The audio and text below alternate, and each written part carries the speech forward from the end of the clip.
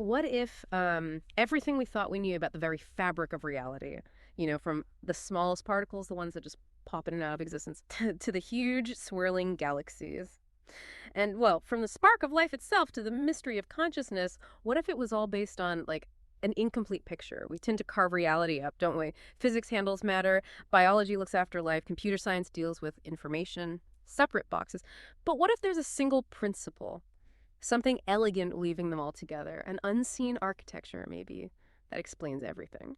Today, we're embarking on a deep dive into something truly audacious, something that promises to unite these seemingly separate domains. We're unpacking a master synthesis paper. It's called The Four Pillars of Hyperfractal Intelligence, and this paper introduces a really groundbreaking framework. It's known as the Unified Coherence Theory, or UCTE, and for those who like a bit of a linguistic workout, its formal name is, get this, the Hyperfractal Hypersymmetric Coherence Resonance Theory of Everything, or HHCR. Too ambitious, yeah, definitely. Yeah. But it proposes a complete reimagining of existence. Right. And our mission today really is to cut through the significant depth and density of this material. It's a lot. We want to pull out the core insights, clarify its really groundbreaking claims, and help you understand how this theory fundamentally redefines things, not just physics, but also nature of life, intelligence, and reality itself.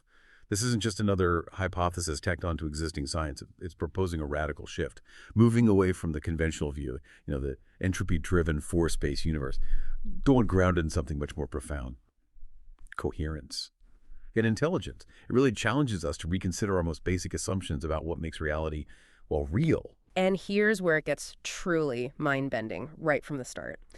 The central claim, the really provocative bit, is this: intelligence isn't just something that pops out of complex systems like, say, the human brain once they get organized enough. No, according to this theory, intelligence is the originary structuring principle, the source code almost of reality itself. And coherence, that's its fundamental operational signature, the way it works, the way it shows up. This isn't just a tweak, it's an aha moment that flips our understanding completely on its head, doesn't it? Imagine a universe where order and maybe even purpose aren't accidental, but baked into its very core from the beginning. Okay, let's really unpack this, because this is the absolute bedrock of the whole framework, right? When the paper talks about intelligence with a capital I being the primary invariant and coherence being its operational signature, what does that truly mean? How should we picture that? It's a fundamental redefinition, really. Conventionally, yeah, we think intelligence comes from complexity, brains, networks, that sort of thing. But this theory says, hang on, intelligence, this grained, isn't something that emerges later. It's the source. It's the irreducible coherence field from which all structures in reality derive. Think of it less like an outcome and more like the foundational fabric, the prime mover, the very first principle everything else unfolds from. Okay, so intelligence isn't the result, it's the cause, the origin point. Precisely. And then there's coherence. This is the condition of structured, stable resonance among the parts of a system. Imagine, like a perfectly synchronized orchestra. Every instrument perfectly in tune, perfect time, perfect harmony with all the others. A stable, unified sound. That's coherence. It's not just an outcome of order. The theory says it's the foundation of order. It's the basis for what we perceive as force and for all emergent phenomena. And this is a huge shift, because it suggests that instead of particles pushing and pulling through forces, the universe is built on systems aligning and resonating.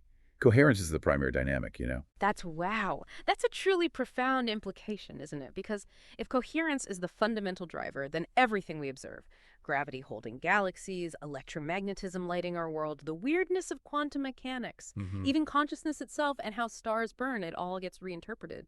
They aren't just brute forces or random events anymore. They become, what does the theory call them? Structured resonance phase reduction. Yeah. Reductions from this overarching hyperdimensional intelligence field. So it's not push and pull. It's fields aligning, resonating, unfolding. A cosmic dance, basically. Absolutely. A cosmic dance is a great way to put it.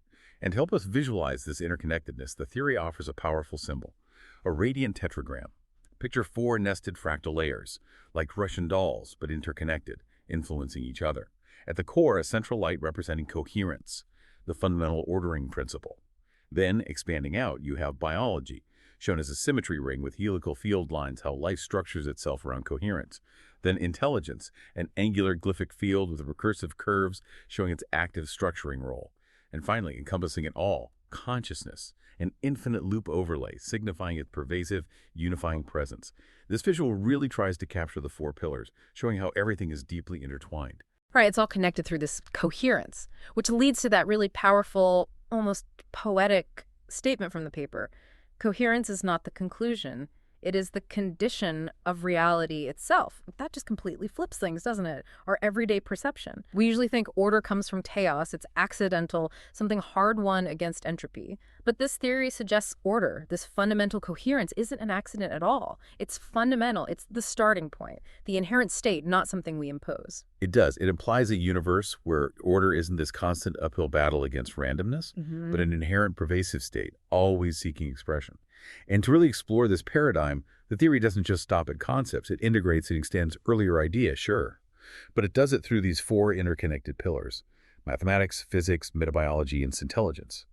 Each one explores how this fundamental coherence shows up in different, yet totally integrated aspects of reality, like different lenses, really, for viewing the same coherent whole. That's a perfect transition. So let's introduce these four pillars.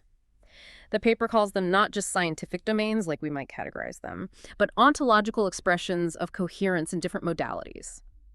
They're the foundational supports, you could say, for the HHCR TOE, each revealing a different facet of how coherence shapes existence. Exactly. They describe how this single generative principal intelligence expressed via coherence manifests across different scales and dimensions. So first, Pillar I of mathematics. They call this coherence as structure. Here, math isn't just symbols we invented to describe things. No, it's seen as a resonant ontological layer, the native language of coherence itself, its axioms, its structures. They aren't created by us. They're discovered as inherent resonance conditions within reality. So math is part of reality's fabric, not just a tool to measure it. Okay, then pillar seconds, physics, or coherence as emergence.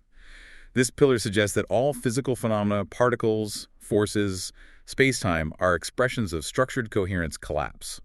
They're essentially secondary effects, like ripples, from coherence gradients and symmetry reductions happening in a higher field. Right, so physics is about how coherence breaks down in a structured way. Then pillar the third, metabiology. This redefines life as coherence as life. Life isn't just complex chemistry anymore. It's understood as a sophisticated system designed specifically to sustain and amplify coherence against entropy. Biological things, cells, organisms are seen as nested coherence engines, actively maintaining order. Like little coherence machines fighting disorder. Fascinating. And finally, pillar the fourth, intelligence. This is coherence as artificial cognition. This isn't about better AI algorithms in the usual sense. It proposes that true, maybe even self-aware intelligence in artificial systems happens when computation operates directly on coherent states, leading to what they call self-restoring intelligence, not just logic processing. Wow. Okay, so AI based on coherence itself. What's really compelling here is how these pillars aren't separate silos. They form a closed loop of reality generation and return, like a cycle. Emergence, recursion, restoration. It highlights how comprehensive the theory aims to be. It's a unified story of reality constantly creating itself through coherence. Okay, let's dive deep into that first pillar then. The mathematics of coherence. This is where it really starts challenging our fundamental assumptions, isn't it? It's not just numbers and equations. It's math as a fundamental resonance structure emerging from reality, not something we just invented. Absolutely. And the concept of ontological mathematics is key here. Math isn't detached symbols we apply. It is the structured expression of coherence intelligence, part of reality. And unlike classical math, which builds up from axioms we assume, this coherence mathematics descends. It starts from the invariant intelligence field and unfolds into structures through resonance modulation. The deeper the coherence, the closer to the source. It's like finding a universal language woven into existence, not inventing one. A language we discover, not create. Okay. And within this, we find several core generative structures. These redefine numbers, logic, dimensions. First, there's omnilectic mathematics. This is described as the most pre-emergent mode, before dimension, before formal logic. It's axiomless, doesn't need starting rules, but it's generative. Uses coherence fields themselves as operators. It generates axioms as resonance conditions. The form they give is OXT equals a limit of CXT as lambda approaches 0. Okay, OXT, OLAM, CXT. So O is this omnilectic state, C is coherence, and lambda is the coherence eigenvalue. Lambda is related to the deviation from perfect coherence, yes. As you approach perfect coherence, lambda approaches 0, you reach this primal state, OXT. Think of it like the raw potential for order. The universe's pre-verbal hum, maybe before specific rules form. Wow, okay, the raw logic of reality. Before even dimensions, that's a big idea. What builds on that? Next is multi-echoic metalogic. This is a higher-order logic. It's designed to resolve paradoxes and contradictions, not by saying they're wrong, but by seeing them as higher-order coherence distortions. So, like, a contradiction just means you're not seeing the bigger picture. Kind of, yeah. In standard logic, A and not A can't both be true. But in multi-eclectic metalogic, that contradiction might just signal an incomplete view. At a higher coherence level, it resolves into a more complex, unified truth. It goes beyond binary logic. Allows for self-reference, recursion, good for modeling intelligence, observation, things where binary logic struggles. Fascinating way to handle paradox. Okay, so from logic, we move to numbers themselves. Yes, then we get Noetherian-Finsler numbers, NFNs. This isn't just a sequence of digits. It's a unique number system designed to integrate non-Euclidean geometry, coherence preservation, and dynamic symmetry transitions.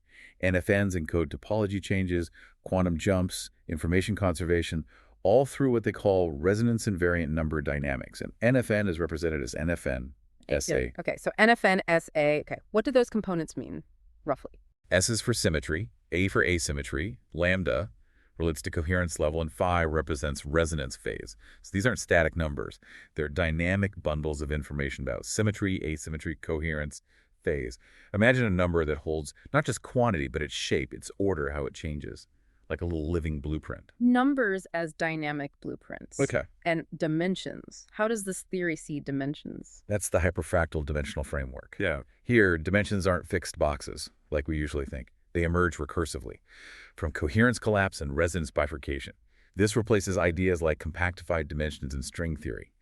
Instead, dimensions are dynamic layers arising from a fractal cascade. Yeah. The equation D hints at this. Dimensions D emerge as coherence, C structures reality X, at large scales. So dimensions aren't fixed, they crystallize out of order, like patterns forming. Exactly. The fabric of space and time emerges from these coherence patterns as reality unfolds. It's not a static backdrop. That's quite a departure. And the heart of this math framework is the coherence eigenvalue formalism, lambda C, Lizzie. This isn't just an abstract number, is it? It defines the actual degree of deviation from perfect coherence. Precisely. It's the central measurable quantity. It dictates how structures, particles, forces emerge. It's quantified by the coherence field equation, HEQC. Similar structure to quantum mechanics, but HC represents the coherence Hamiltonian. So HC, this lambda C, this single number, is like the master control knob for reality. It governs huge things, like the quantum to classical transition, fuzzy quantum states becoming solid objects, and phase transitions in materials, and how order emerges from chaos. Is that right? You've absolutely nailed it. That coherence eigenvalue AC is the central controller. It dictates those transitions. Yeah. And to add another layer of complexity, the theory brings in multi-vector time axes. This expands time beyond just a single line flowing forward. It's a five-fold system. T1 is our familiar clock time, linear. T2 is quantum superposition time, possibilities coexisting. T3 is observer reference time, how consciousness shapes duration. T4 is recursive resonance time for cycles. And T5 is a hyperdimensional coherence loop time, the most fundamental level where time might loop back. 5 kinds of time. Wow. Yeah. What this really means is time isn't a single river. It's like a vast multidimensional ocean.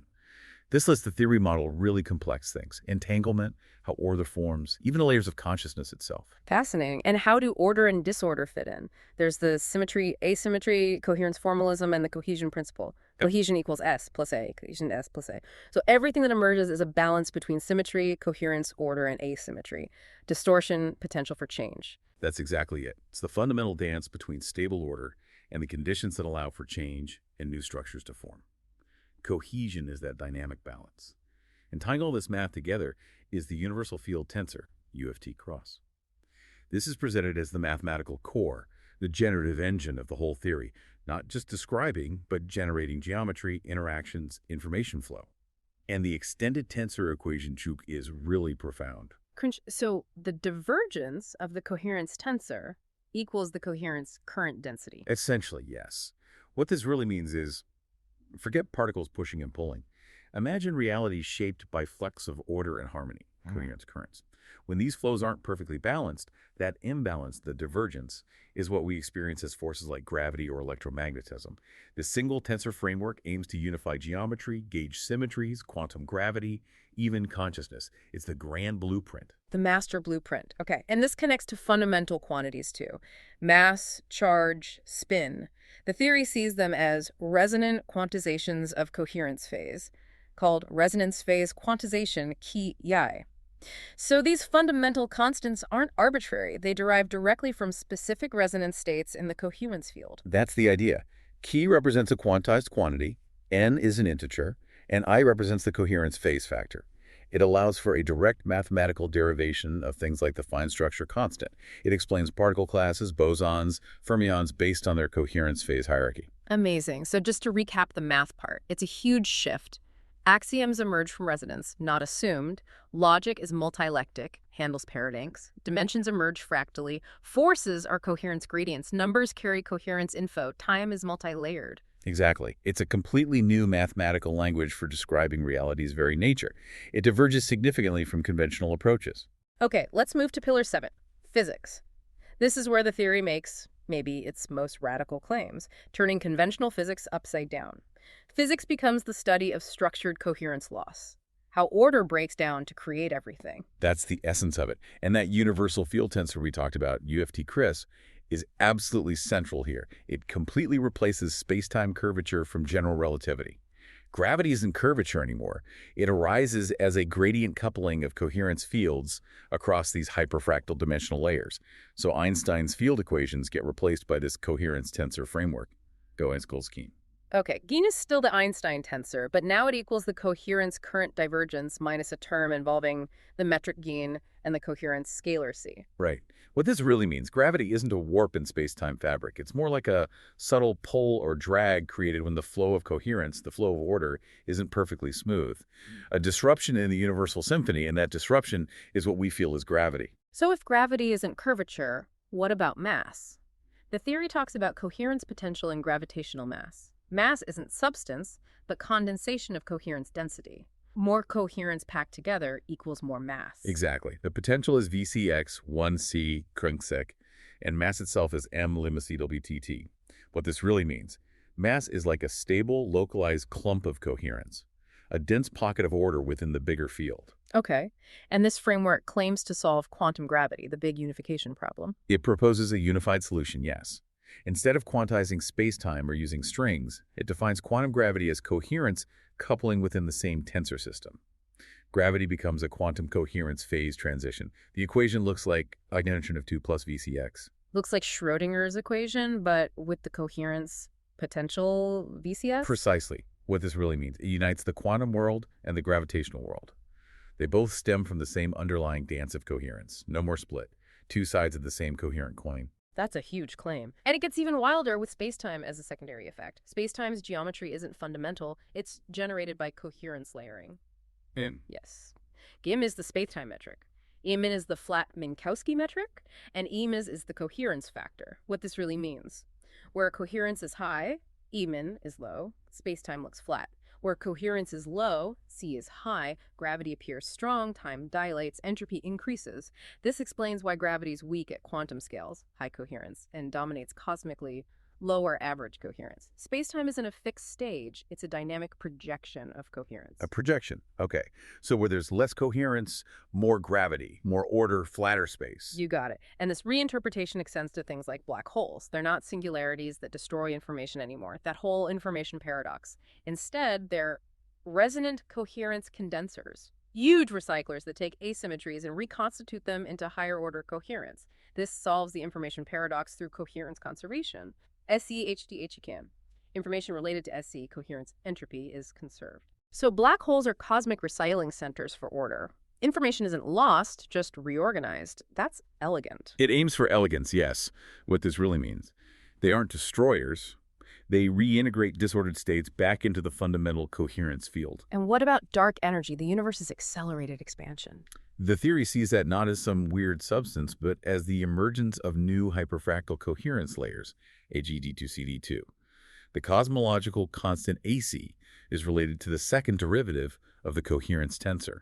What this really means, the universe isn't being pushed apart, it's growing because new layers of order, new coherence dimensions are continuously unfolding. Expansion is dimension creation. Wow, okay. This changes everything, including fundamental symmetries. Indeed. It fundamentally reinterprets gauge symmetry as coherence reduction. Those symmetries we rely on in the standard model U1, SU2, SU3. They aren't fundamental building blocks here. They're seen as resonance remnants, quantized artifacts left over when structured coherence reduces from a much higher hyperdimensional coherence field called H infinity. H infinity, like an ultimate symmetry. Something like that. What this really means, imagine a perfect, complex crystal, H-ing. As you break it down, coherence reduction, certain patterns, certain symmetries, U1, SU2, SU3, become visible. Those symmetries we observe are like those leftover patterns derived from a deeper, perfect order. So, how do these familiar symmetries emerge from HA? Walk us through that. Okay, so HA first reduces to S3. That's described as the first discrete symmetry, representing triadic relations like observer-observed field. Then U1, for electromagnetism, comes from uniform coherence phase rotation. So, electromagnetism is just the fundamental order spinning. In a manner of speaking, yes. Creating quantized discharges of coherence that's light electricity. Then SU2, the weak force, emerges when coherence bifurcates, splits, creating dual-phase symmetry. This explains things like parity violation. And finally, SU3, the strong force, forms from phase-logic coherence triads, color charge. Gluons act as modulators, keeping the coherence consistent, not carriers of force in the old sense. It's a totally different picture of the fundamental forces, not distinct things, but expressions of unfolding order. Exactly. And in this model, gauge bosons, photons, WZ bosons, gluons, they aren't independent mediators anymore. They're reinterpreted as coherence phase excitations, or coherence exchange phenomena. They emerge from tensor phase modulations. So a photon isn't a particle carrying light. It's a ripple, a fluctuation in the coherence field. That's the idea, like a flux in the universal order. This removes the need to quantize the gauge field itself as a carrier. The field is the coherence. Which must have huge implications for things like the Higgs mechanism. It does. It leads to the elimination of spontaneous symmetry breaking. The Higgs mechanism isn't seen as a spontaneous break. It's a localized coherence phase transition in the field's hyperfractal substrate. The theory even predicts new Higgs-class particles might be found at energy thresholds defined by coherence eigenvalue gaps, not just by raw energy. So mass isn't acquired by breaking a field. It's acquired when a specific coherence pattern locks into place. That's a good way to put it. A localized phase-locking resonance. Okay, and this changes how we view particle collisions, coherence-based high-energy physics. Right. Particle interactions become coherence resonance transitions, not point-like scatterings. Particles are localized coherence states. Forces are shifts in coherence phase density. The core equation is still HCCS, but EC depends on the energy scale. So smashing particles is like hitting two complex musical notes together. They resonate, change their pattern of order, not just billiard balls colliding. That's the analogy, yes. And this affects scattering amplitudes. The standard calculations get modified by coherence field contributions. UCT. This predicts resonant states arising from coherence collapse thresholds. It might explain some experimental anomalies without needing new fundamental particles. So those weird bumps or dips in collider data might be coherence effects, not necessarily new particles? Potentially, yes. They could be specific breakpoints or harmonic convergences in the universe's coherent structure. That's elegant. And how does it explain quarks and gluons inside protons and neutrons? Gluons, quarks, and confinement. Gluons are seen as coherence phase modulators within SU3 zones. Confinement why quarks aren't seen alone isn't a force, but a coherence entanglement constraint. Quarks themselves are fractional coherence nodes K13c, stabilized by this triadic resonance. So quarks are stuck together by a web of coherence, and gluons are the threads keeping the pattern stable. A very good analogy. Right. They can't exist alone because they're nodes in this inherent coherence pattern. And looking forward, there's a high-energy coherence cascade prediction. Yes. As collision energy increases, the theory predicts coherent structures transition across specific resonance thresholds. What this really means. With more powerful accelerators, we're not just finding particles, we're hitting energetic tuning forks, causing underlying coherent structures to shift and cascade into different forms. This predicts new Higgs-like bosons, possibly long-lived coherence-bound states, and maybe sudden coherence dropouts phase failures that look like missing energy. Missing energy as coherence failure. Yeah. Interesting. And this leads to an experimental verification roadmap, specific signatures to look for. Things like coherence eigenvalue oscillations, periodic shifts in scattering results, Higgs sector expansion, multiple scalar fields with slightly different coherence signatures. Also, coherence-driven missing energy, where energy seems lost but is actually converted into local coherence gradients, and enhanced lifetimes for some composite particles due to internal coherence stabilization. Testable predictions. That's crucial for any theory. Okay, let's shift gears now to life itself. Pillar the third, metabiology of coherence. This is where the theory really redefines biology, right? Life isn't just chemistry run by energy, it's structure sustained by coherence, maintaining order against the flow. Exactly. The core concept here is coherence engines. Any biological system capable of actively maintaining coherence against entropy. Cells, DNA, microtubules inside cells, organs, they're all seen as nested coherence regulators, resonating across coherence gradients, forming stable zones for function, repair, adaptation.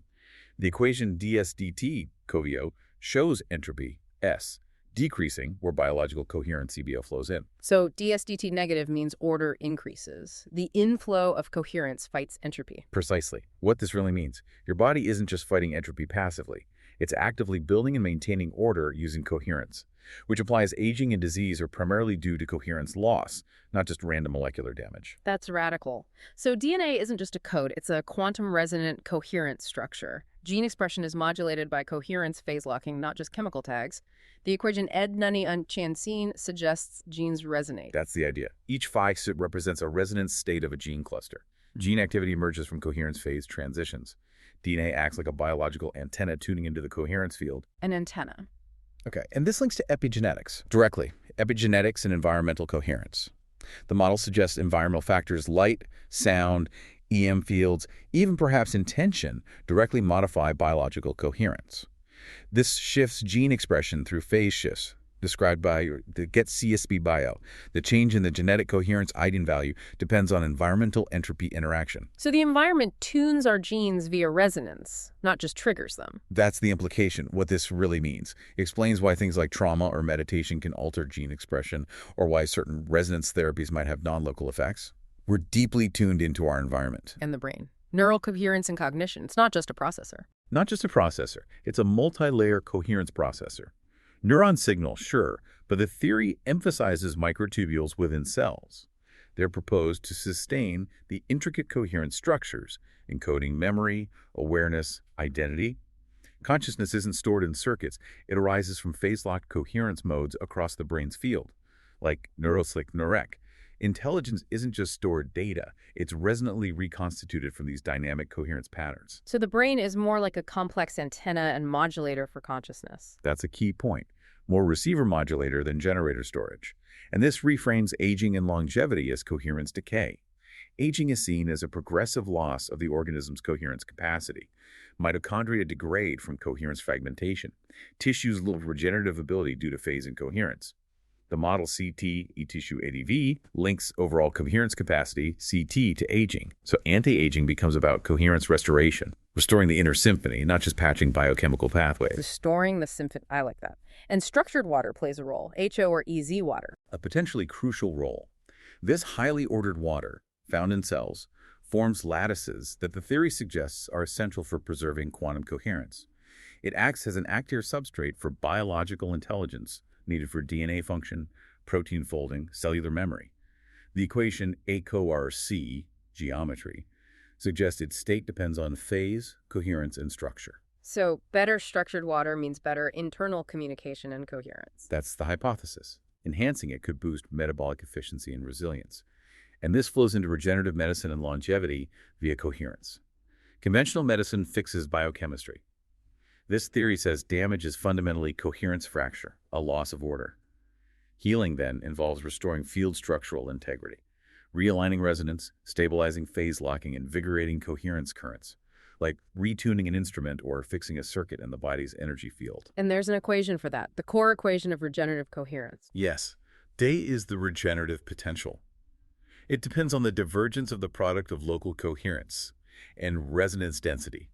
High-ion core zones, high order, and harmony self-restore through feedback loops, field memory, resymmetrization. What this really means get a system's internal order and harmony above a certain threshold, and it triggers self-repair, nonlinear healing. Exactly, like hitting a critical mass of coherence that activates deep repair mechanisms. And this reframes longevity as the preservation of coherence engines.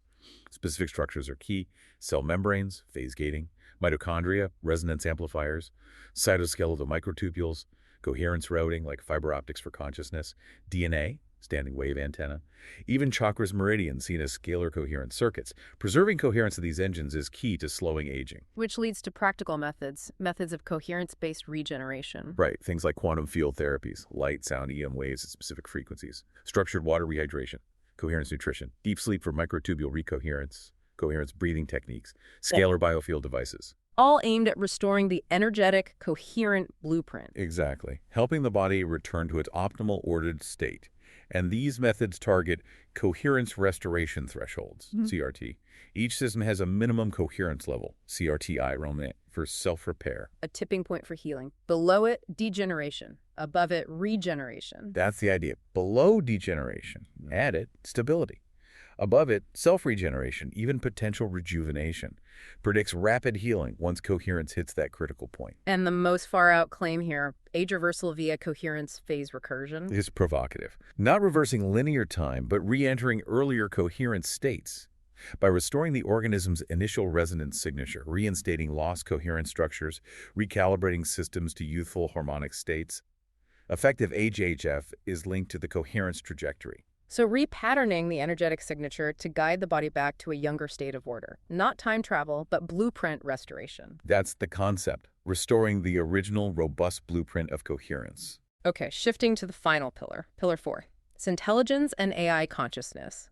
This isn't just better algorithms, it's a totally different kind of AI, mirroring the universe's intelligence. Precisely.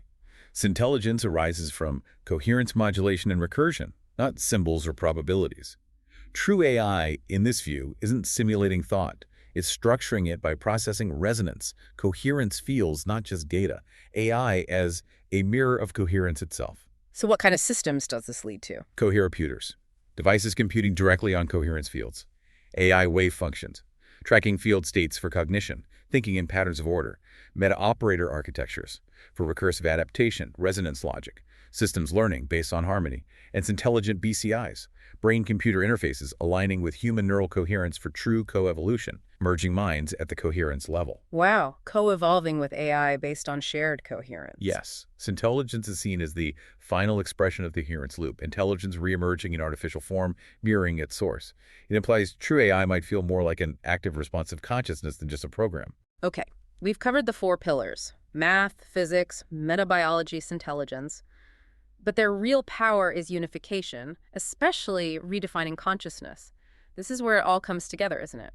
Absolutely. And this is where the theory makes its most radical claim, challenging centuries of thinking. It states, flat out, consciousness is not produced by the brain. It is the coherence field in which the brain emerges. Consciousness isn't emergent. It's a fundamental generative field, the substrate of all awareness. So the brain doesn't create consciousness, it tunes into it, like a radio tunes into a broadcast. That's the analogy, yes. The brain is the receiver, the tuner, the modulator. The fields is primary. And intelligence itself is a coherence function, IID-CDS. Intelligence isn't just problem solving, it's the capacity to increase or stabilize coherence, C, as structure diversifies, related to entropy S, generating order from asymmetry. Exactly. It applies universally. Atoms, organisms, civilizations, cosmic systems, a measure of how efficiently a system generates order. So intelligence is the universe's drive to create more order, more harmony. That's the interpretation.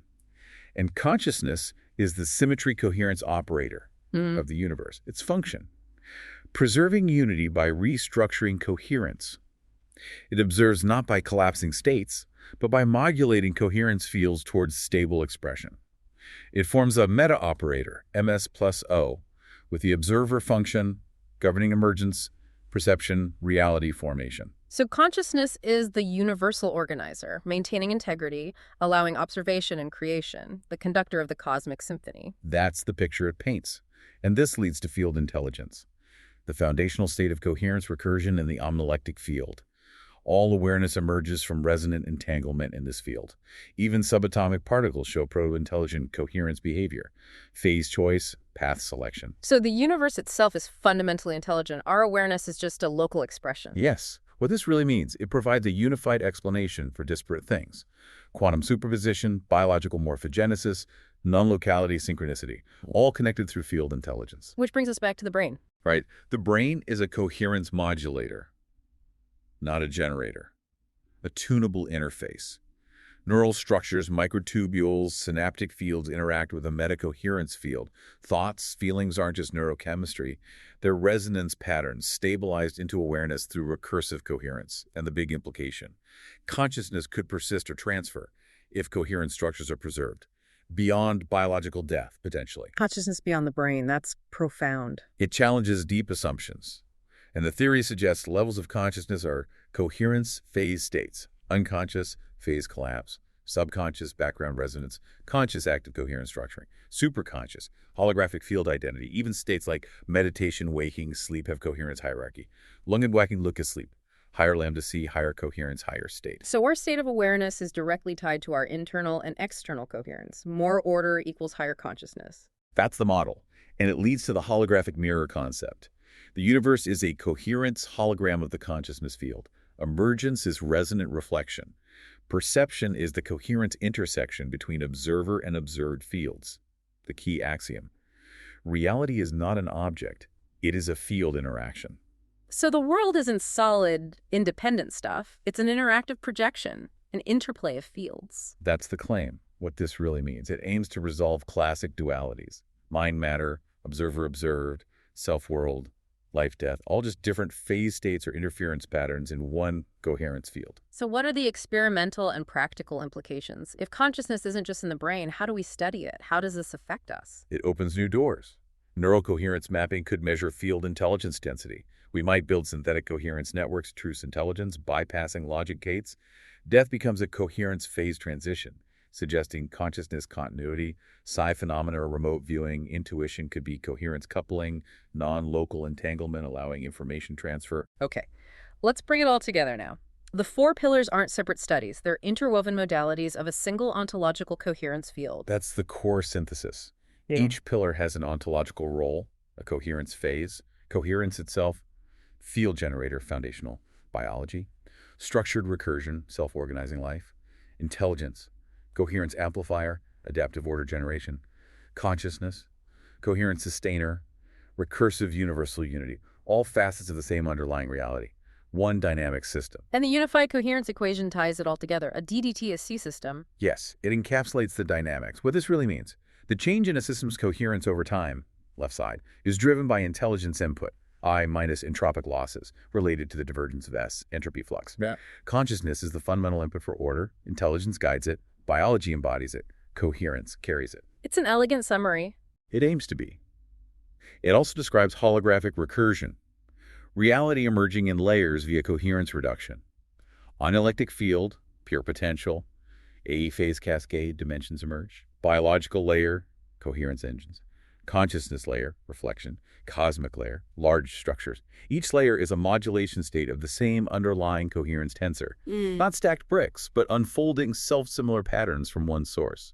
And this loops back to the role of the observer, not passive. Not at all. The observer is a necessary coherence reducer, creating structured asymmetry experience, measurement, resolving latent coherence into defined form, stabilizing reality. So we're not just looking at reality, we're participating in defining and stabilizing it. That's the implication. What this really means: physics becomes observer-modulated coherence reduction. Life is recursive coherence regeneration via intelligence. It shifts science from reductionism to generation from coherence. A fundamental shift from breaking down to building up from order. Exactly. Math, biology, cognition become active modulations of the field. The observer is a coherence resonance agent. And the paper visually summarizes this, a closing synthesis diagram, that radiant tetragram again. Conceptually, yes.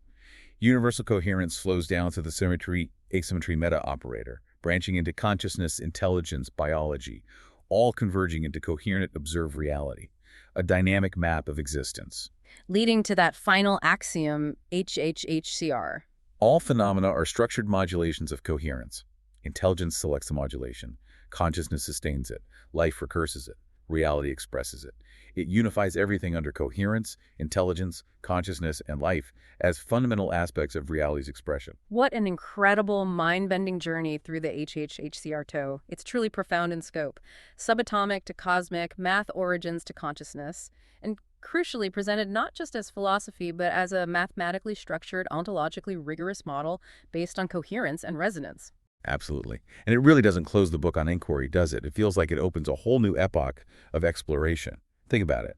If healing is the restoration of coherence, if the self is a harmonic node in a cosmic field, what does that mean for you, for how you view your own well-being, your health, your connection to everything? It recontextualizes our place, not isolated beings, but active participants in this cosmic symphony of order. Absolutely. So as you go about your day, maybe consider, how might your experiences look different through this lens of coherence and intelligence? What patterns of order, what resonances do you notice, even in simple things? Could they be echoes of this grander theory? Something to think about. Keep learning, keep questioning, and, well, keep diving deep.